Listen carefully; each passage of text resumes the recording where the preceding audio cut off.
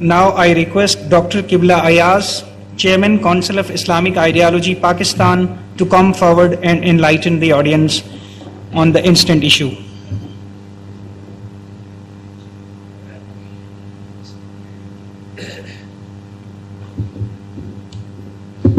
نحمده ونصلي ونسلم على رسوله الكريم فأعوذ بالله من الشيطان الرجيم بسم الله الرحمن الرحيم. محترم پروفیسر ڈاکٹر مختار صاحب،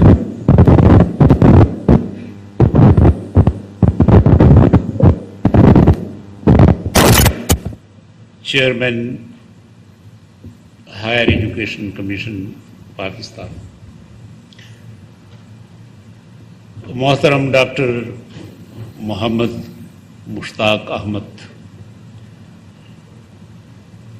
secretary adviser chief justice of Pakistan,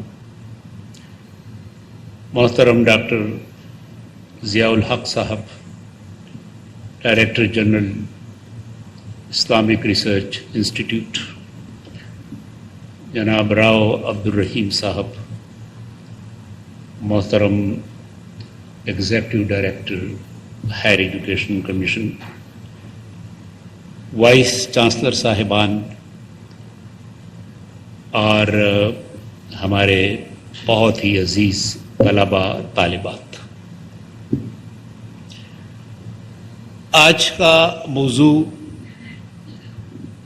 بے انتہا حساس اور سنجیدہ غور کا متقاضی ہے، اور اس پر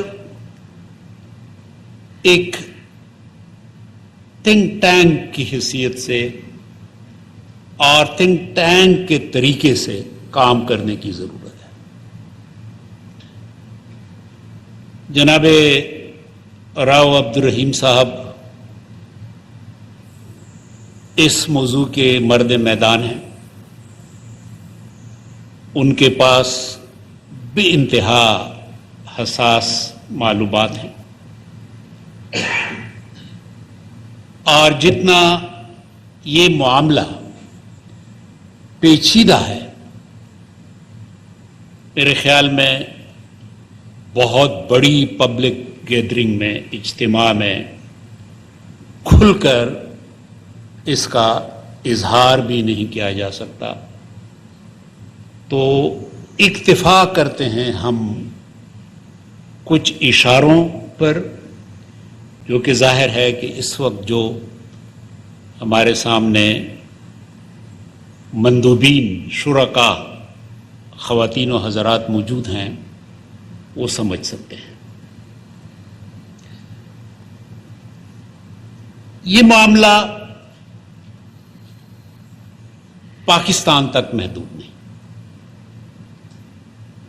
یہ معاملہ عالمی ہے، ایک پوری تحریک ہے جو کہ جدید نہیں بلکہ اس کے تانے بانے ماضی کے ساتھ ملتے ہیں، لیکن ان کی نوعیت بدل گئی، بالخصوص عالمگیریت یعنی گلوبلائزیشن کے ساتھ، اور پھر میڈیا کا جو نیا منہج آیا سوشل میڈیا کے ساتھ، اور اس کا روٹ جو ہے اس تحریک کے اندر ہے کہ جس کو بڑے پیمانے پہ بیونڈ میٹا فزکس کا نام دیا گیا ہے، کہ میٹا فزکس سے ماورا، مافوق الطبیعات سے ماورا، اور یہ پھر علمی دنیا میں گاڈ بیس سوسائٹی یعنی الہیات کی اساس پر مبنی معاشرہ، اور ہیومنزم، ہیومینیٹیرینزم نہیں، ہیومنزم، کہ جس کے اندر یہ ثابت کیا جاتا ہے کہ there is no God. If there was any, that has died. نعوذ باللہ. کہ اب انسانی تفوق جو ہے اس کا دور ہے، اور یہ ساری کوششیں کہ دی ڈیتھ آف ڈیتھ، مرگ موت، یہ ہیومنزم اور ریلیجوسٹی کے درمیان قدیم جنگ کا نیا منہج ہے، جو کہ ہمارے سامنے ایک اور شکل میں اور ایک اور نوعیت کے ساتھ سامنے آ رہا ہے۔ چنانچہ وہی پرانے حربے، تشکیک، اسکیپٹسزم، رد، ریجیکشن، انکار، ڈینائل، اور پھر اہانت۔ تو اب ہم اس نئے منہج میں یہ تمام مراحل جو ہیں سوشل میڈیا کے ذریعے، یہ جو نیا ایک ڈیولپمنٹ ہے ٹیکنالوجی کا، اس سے اب ہماری نسل گزر رہی ہے، لیکن جو ہمارے سامنے نئی نسل موجود ہے یہ یقیناً اس سے زیادہ بھیانک انداز میں ان احوالوں کو دیکھنے کے لیے زندہ رہے گی، ہم شاید اس وقت نہ ہوں۔ پاکستان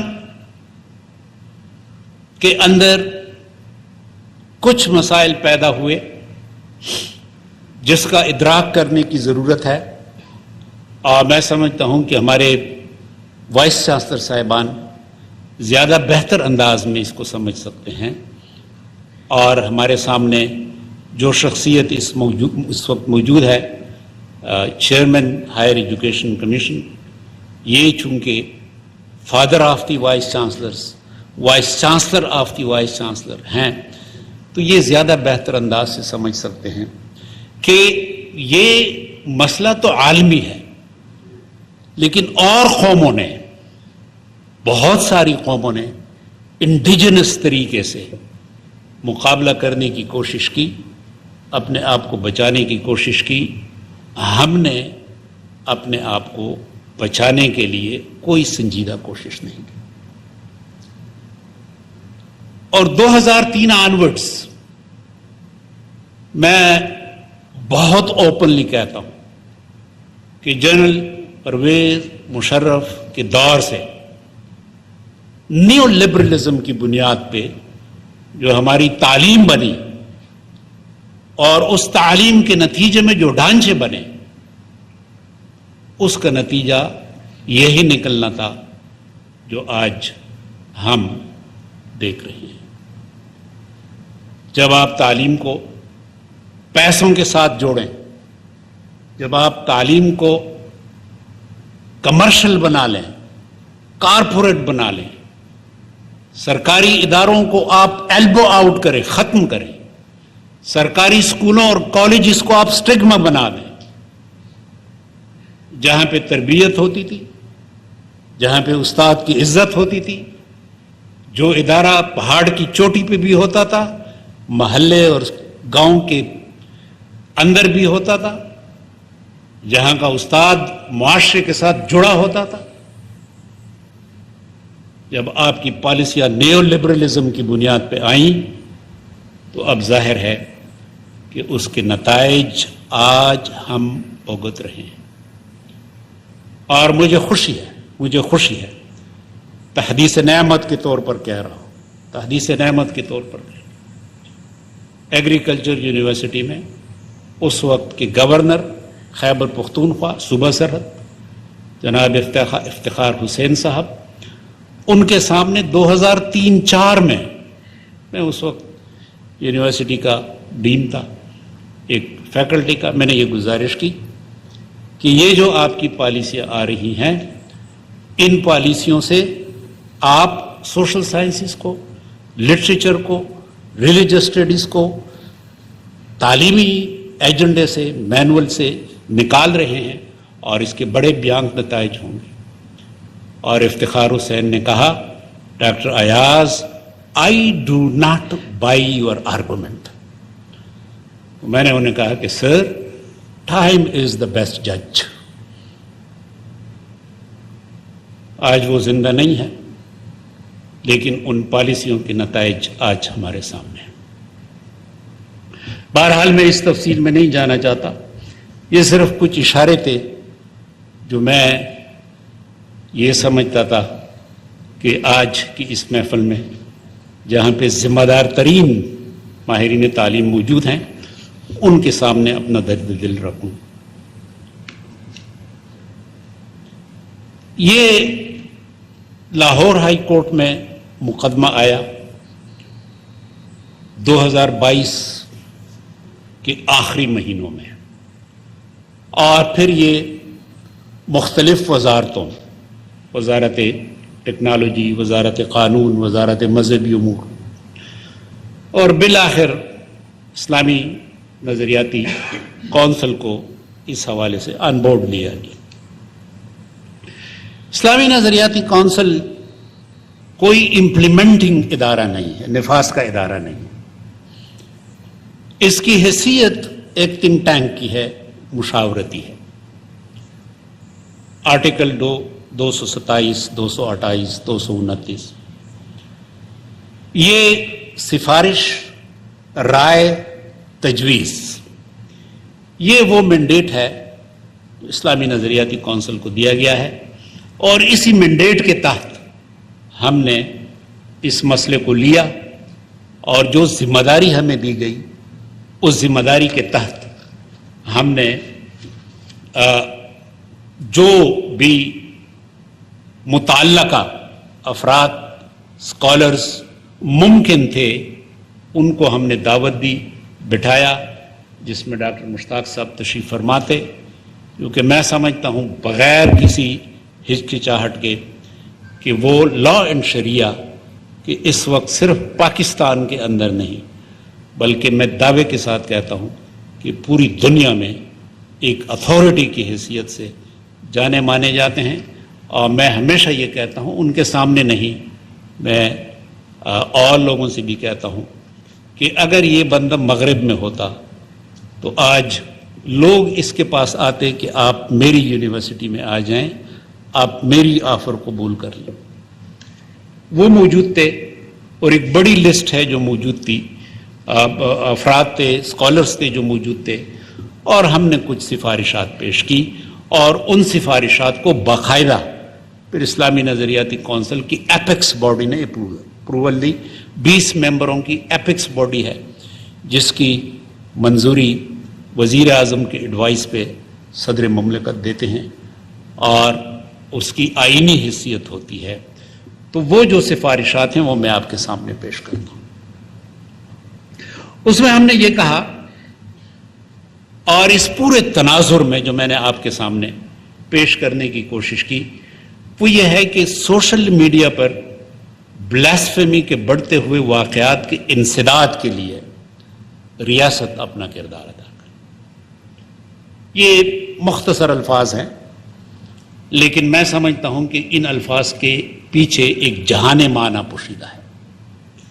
جب تک ریاست کی پالیسی نہ ہو، ریاست ایک حکمت عملی نہ دے، اس وقت تک ہم تو ذیلی ادارے ہیں.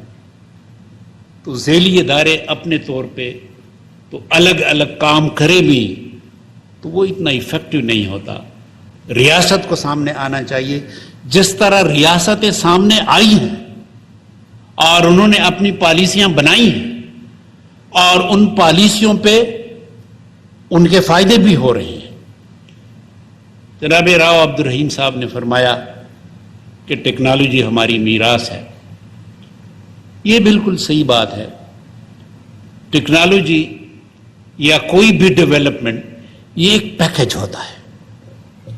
اس پیکج میں تحدید اور توازن،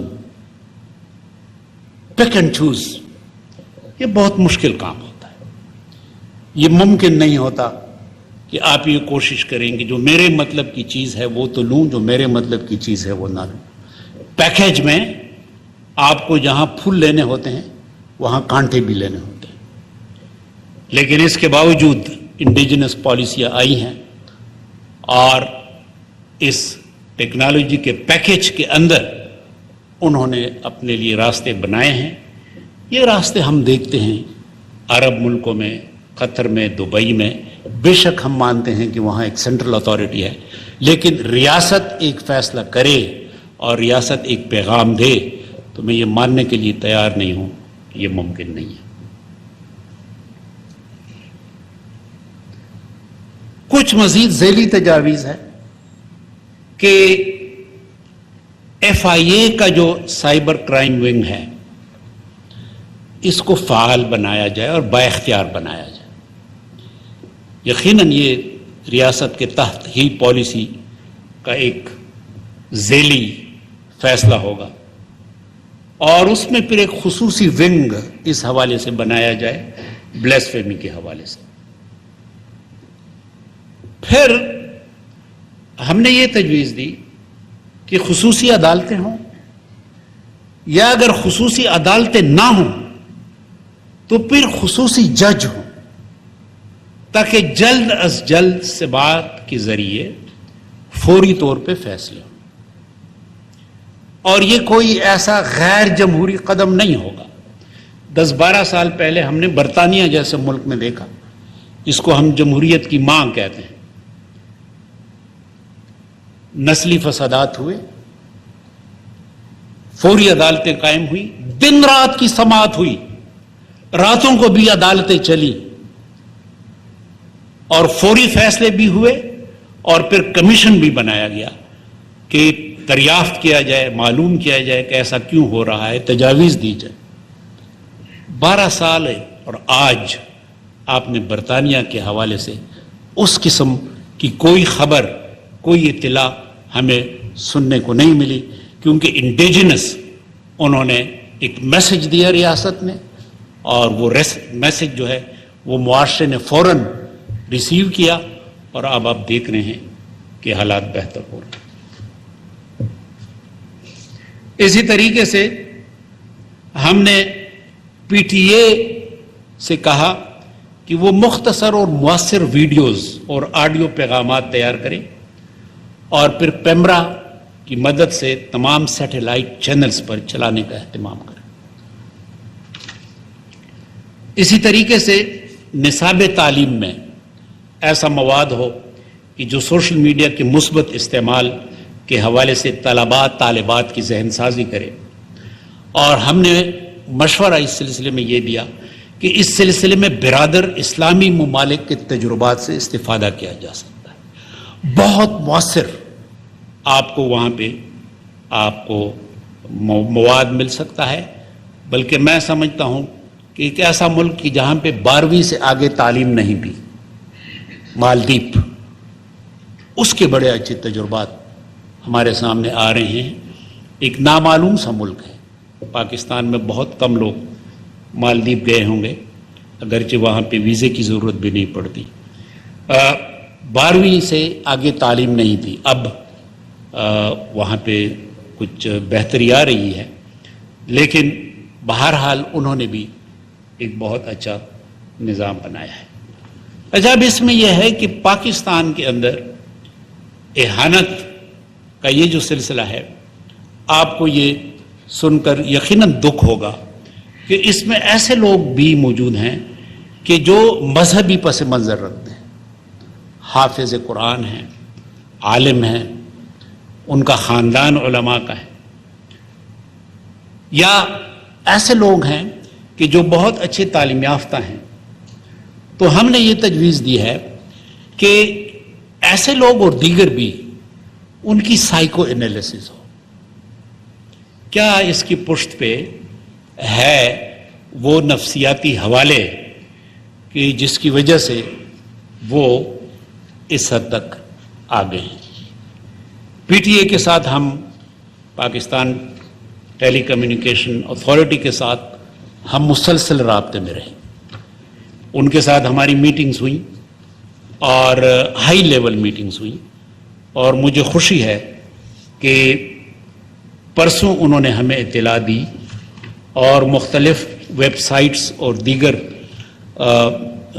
جو سوشل میڈیا پلیٹ فارمز ہیں جو انہوں نے کوشش کی ہے، پابندی لگائی یا فلٹریشن کا انتظام کیا، تو ان کی پوری لسٹ ہے میرے پاس. کچھ انہوں نے یہ کہا ہے کہ وہ ہمارے بس سے باہر ہے، ان کی حیثیت انٹرنیشنل ہے، تو ظاہر ہے وہاں پہ یہ کام جو ہیں وہ ہمارے لیے مشکل ہے. لیکن بہرحال میں یہ سمجھتا ہوں کہ پی ٹی اے کا اس وقت رول جو ہے وہ قابل تعریف ہے. جہاں تک وہ کوشش کرنے کی قابل ہے وہ کوشش ہو رہی ہے. ہمیں مزید اس سلسلے میں ان کے ساتھ تعاون کرنا چاہیے. اسلامی نظریاتی کونسل نے یہ پیشکش کی ہے کہ جہاں بھی ان کی مدد کی ضرورت ہو تو چونکہ یہ ایک آئینی پلیٹ فارم ہے تو ہم تعاون کے لیے دستیاب ہوں گے. تو ہمیں بڑی خوشی ہے کہ آج ہائر ایجوکیشن کمیشن نے بھی ہمیں دعوت دی اور موقع دیا کہ اس وقت کی جو صورتحال ہے وہ آپ کے سامنے رکھیں. اللہ تعالی ہم سب کا حامی و ناصر ہو. آخر دعوانا الحمدللہ.